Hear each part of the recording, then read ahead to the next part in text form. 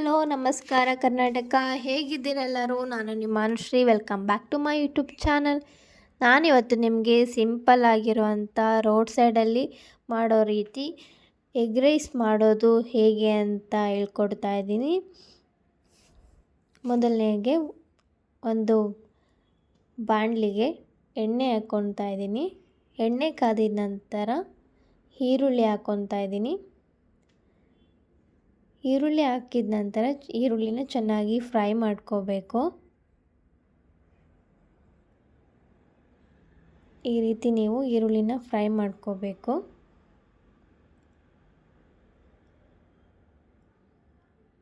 ಈರುಳ್ಳಿ ಫ್ರೈ ಆದಮೇಲೆ ಒಂದು ಟೊಮೆಟೊ ಹಾಕ್ಕೊತಾ ಇದ್ದೀನಿ. ಇವಾಗ ಹಸಿಮೆಣಸಿನ್ಕಾಯಿ ಹಾಕ್ಕೊತಾ ಇದ್ದೀನಿ. ಇವಾಗ ಮೊಟ್ಟೆ ಹಾಕ್ಕೊತಾ ಇದ್ದೀನಿ. ಇಲ್ಲಿ ನಾನು ಫಸ್ಟೇ ಮೊಟ್ಟೆನ ಒಡೆದು ಒಂದು ಬೌಲ್ಗೆ ಮಿಕ್ಸ್ ಮಾಡಿ ಇಟ್ಕೊಂಡಿದ್ದೀನಿ. ಅದನ್ನ ಹಾಕ್ಕೊತಾ ಇದ್ದೀನಿ. ಇವಾಗ ಚೆನ್ನಾಗಿ ಮಿಕ್ಸ್ ಮಾಡ್ಕೊಬೇಕು. ಇವಾಗ ಫುಲ್ಲು ಮೊಟ್ಟೆ ಹಾಕಿರೋದನ್ನ ಅದು ಫುಲ್ಲು ಉದ್ರಾಗಿ ಬರಬೇಕು. ಆ ರೀತಿ ನಾವು ಫ್ರೈ ಮಾಡ್ಕೋಬೇಕು. ಇಲ್ಲ ಅಂದರೆ ಅನ್ನ ಹಾಕಿ ಮಿಕ್ಸ್ ಮಾಡಿದಾಗ ನಮಗೆ ಮೊಟ್ಟೆ ಸ್ಮೆಲ್ಲೇ ಬರುತ್ತೆ. ಫಸ್ಟೇ ನಾವು ಮೊಟ್ಟೆನ ಈ ರೀತಿ ಉಡಾಗಿ ಹುರಿದಿಟ್ಕೊಂಡ್ರೆ ನಮಗೆ ಎಗ್ ರೈಸಲ್ಲಿ ಮೊಟ್ಟೆ ಸಿಗುತ್ತೆ. ಇವಾಗ ಸ್ವಲ್ಪ ಸಾಲ್ಟ್ ಹಾಕ್ಕೊತಾ ಇದ್ದೀನಿ. ಸಾಲ್ಟ್ ಹಾಕಿ ಈ ರೀತಿ ಮೊಟ್ಟೆನ ಉದುರಾಗಿ ಇದು ಮಾಡ್ಕೊತಾ ಇದ್ದೀನಿ. ಇವಾಗ 1 ಸ್ಪೂನ್ ಶುಂಠಿ ಬೆಳ್ಳುಳ್ಳಿ ಪೇಸ್ಟ್ ಹಾಕ್ಕೊತಾ ಇದ್ದೀನಿ. ಹಾಕಿದ ನಂತರ ಈ ರೀತಿ ಮಿಕ್ಸ್ ಮಾಡ್ಕೋಬೇಕು. ನೋಡಿ, ಈ ರೀತಿ ಮೊಟ್ಟೆ ಫುಲ್ಲು ಉದುರಾಗಿ ಬರಬೇಕು. ಇವಾಗ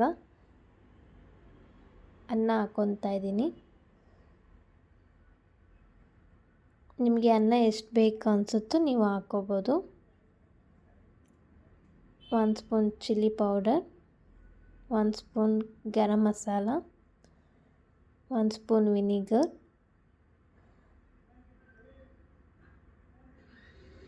1 ಸ್ಪೂನ್ ಸೋಯಾ ಸಾಸ್ ಹಾಕ್ಕೊತಾ ಇದ್ದೀನಿ.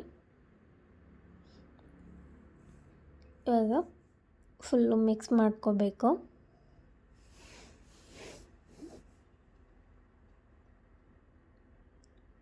ಈ ರೀತಿ ನೀವು ಚೆನ್ನಾಗಿ ಮಿಕ್ಸ್ ಮಾಡ್ಕೋಬೇಕು. ಮಿಕ್ಸ್ ಮಾಡಿದ ನಂತರ ಇವಾಗ ಸ್ವಲ್ಪ ಸಾಲ್ಟ್ ಹಾಕ್ಕೊತಾ ಇದ್ದೀನಿ. ಸಾಲ್ಟ್ ಹಾಕಿ ಮಿಕ್ಸ್ ಮಾಡ್ಕೋಬೇಕು.